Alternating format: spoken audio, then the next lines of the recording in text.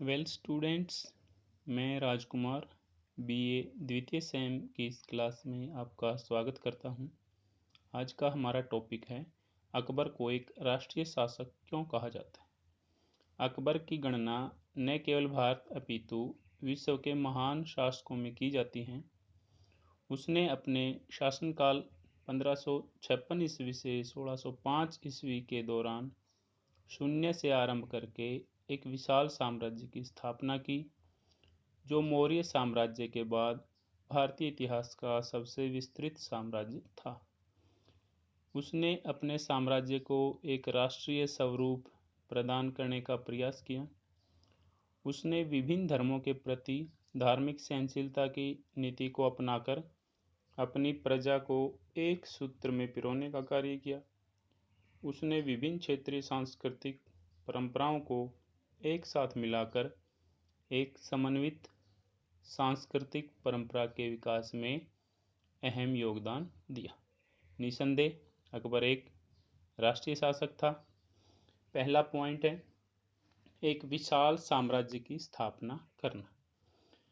अकबर की महानता का सबसे प्रबल कारण था कि उसने अपने शासनकाल के दौरान विशाल साम्राज्य की स्थापना की। जिस समय वह 1556 ईस्वी में कलानौर में सिंहासन आरूढ़ हुआ तो उसके पास नाम मात्र का भी राज्य नहीं था। उसने अपने अथक प्रयासों, बहादुरी एवं कूटनीति से एक विशाल साम्राज्य की स्थापना की।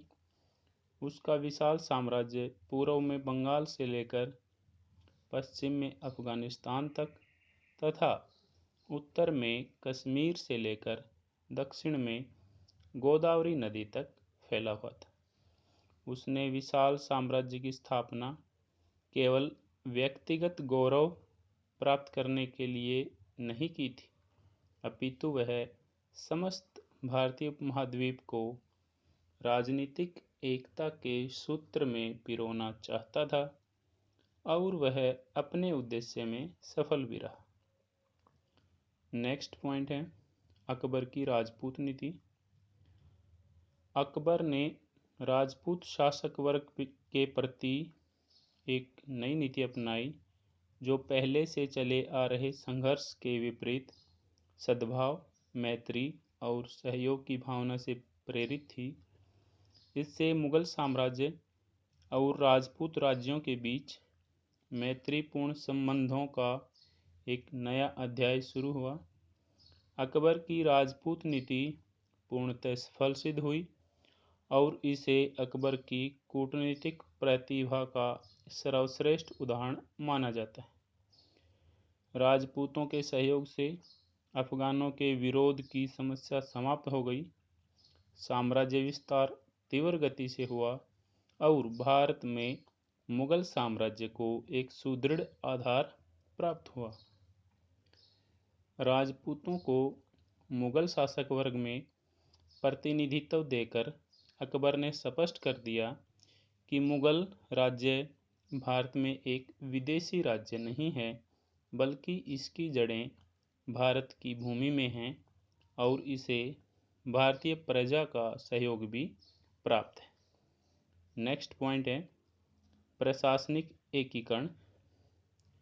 अकबर ने न केवल एक विशाल साम्राज्य की स्थापना ही की, अपितु इसे अच्छी प्रकार से संगठित भी किया। उसने प्रशासन के क्षेत्र में अनेक उल्लेखनीय सुधार किए। उसने प्रजा के कल्याण को प्रशासन का प्रमुख उद्देश्य बताया। उसके विचारानुसार एक न्यायप्रिय बादशाह को अपनी प्रजा से उसी प्रकार स्नेह होना चाहिए जैसे एक पिता को अपने पुत्र से होता है। उसने प्रशासनिक कुशलता के लिए मुगल साम्राज्य को अनेक इकाइयों में विभाजित किया। इनमें केवल ईमानदार एवं कर्तव्य का पालन करने वाले योग्य अधिकारियों को बिना किसी भेदभाव के नियुक्त किया। गांवों की देखभाल की जिम्मेदारी पंचायतों को दी गई तथा उन्हें विशेषाधिकार दिए गए। अकबर ने मुगल साम्राज्य की आर्थिक समृद्धि के लिए भू राजस्व प्रबंधन में अनेक महत्वपूर्ण सुधार किए। उसने पूरे देश में एक समान शासन व्यवस्था, एक समान अर्थ और लगान व्यवस्था व एक जैसी कर व्यवस्था लागू करके सारे देश को प्रशासनिक एकता के सूत्र में बांध दिया। नेक्स्ट पॉइंट है धार्मिक सहनशीलता की नीति। धार्मिक सहनशीलता के क्षेत्र में अकबर ने एक नई दिशा में प्रगति की। सल्तनतकालीन शासकों द्वारा उदार धार्मिक नीति का प्रदर्शन प्राय नहीं हुआ। शेरशाह सूरी ने इस दिशा में कुछ प्रयास अवश्य किए थे, लेकिन एक पूर्णतः उदार धार्मिक नीति का आरंभ अकबर के शासनकाल में ही हुआ। अकबर ने अपनी उदारता का परिचय देते हुए 1563 ईस्वी में हिंदुओं पर लगने वाला तीर्थ यात्रा कर समाप्त कर दिया और 1564 ईस्वी में जजिया कर की समाप्ति कर दी। 1582 ईस्वी में अकबर ने दीन-ए-इलाही नामक एक नई विचारधारा का सूत्रपात किया। दीन-ए-इलाही एक ऐसी आचार संहिता थी जिसमें विभिन्न धर्मों के विचारों का संकलन था। अकबर द्वारा इसे प्रचारित करने का मुख्य उद्देश्य विभिन्न धर्मों के अनुयायियों के बीच एकता और सामंजस्य स्थापित करना था, क्योंकि राष्ट्रीय एकीकरण की दिशा में प्रगति तभी संभव थी। इस विचार से अकबर के एक राष्ट्रीय शासक होने का पता चलता है। उसने विभिन्न धर्मों के बीच एकता लाने का प्रयास किया। नेक्स्ट पॉइंट है सामाजिक एकता की स्थापना। अकबर का एक अन्य महत्वपूर्ण कार्य था सामाजिक एकता स्थापित करने का प्रयास। उसने समाज के दो बहुसंख्यक वर्गों हिंदू और मुसलमान के उत्थान के लिए समान रूप से प्रयास किए। उसने हिंदू समाज में प्रचलित सती प्रथा एवं बाल विवाह को प्रतिबंधित करने की कोशिश की गई। विधवाओं की स्थिति सुधारने एवं अंतर्जातीय विवाहों को प्रोत्साहित करने की चेष्टा हुई।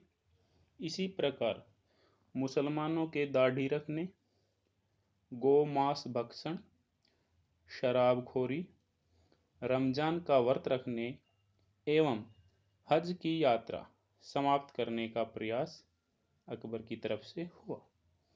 इस्लाम धर्म को मानते हुए भी अकबर ने हिंदुओं के तौर तरीकों यथा तुलादान, जरौखा दर्शन, तिलक लगाने की प्रथा को अपना लिया।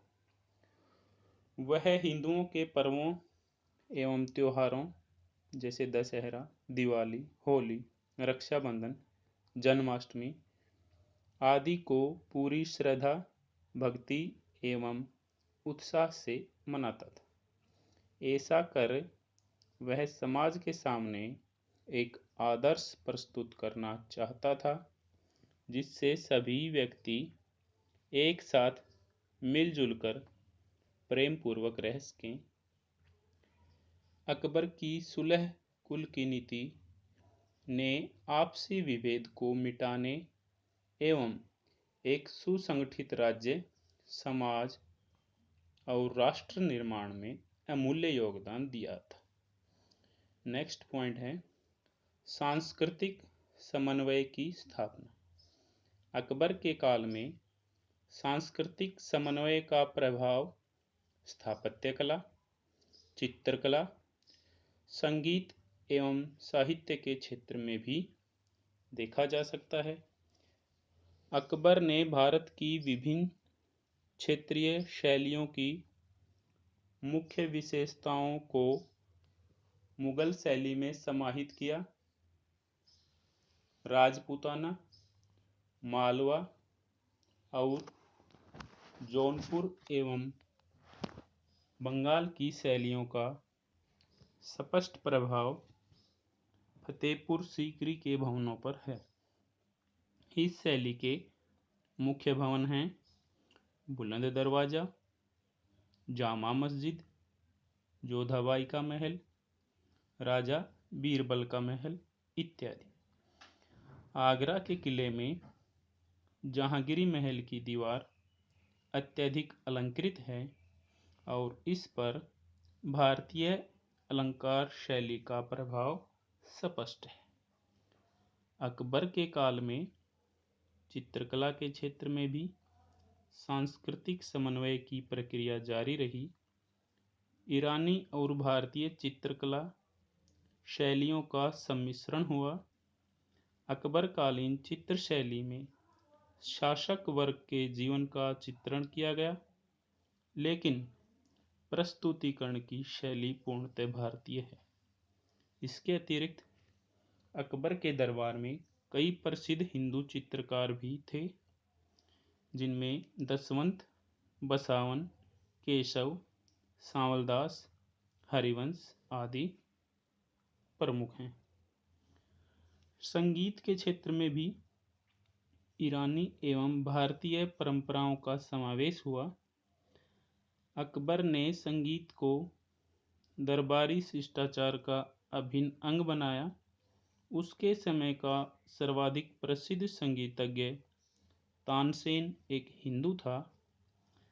सल्तनत काल में अमीर खुसरो द्वारा ईरानी और भारतीय संगीत के समन्वय का जो प्रयास आरंभ हुआ था, वह तानसेन के साथ पूरा हुआ और नए राग रागनियाँ विकसित हुई, जो नए पूर्णतः ईरानी थे और नए पूर्णतः भारतीय, जैसे ध्रुपद, राग दरबारी, मियाँ की टोडी, मियाँ की मल्हार, मियाँ की सारंग इत्यादि। साहित्य के क्षेत्र में भी अकबर के शासनकाल का विशेष महत्व है। इस काल में फारसी भाषा और साहित्य का अत्यधिक विकास हुआ।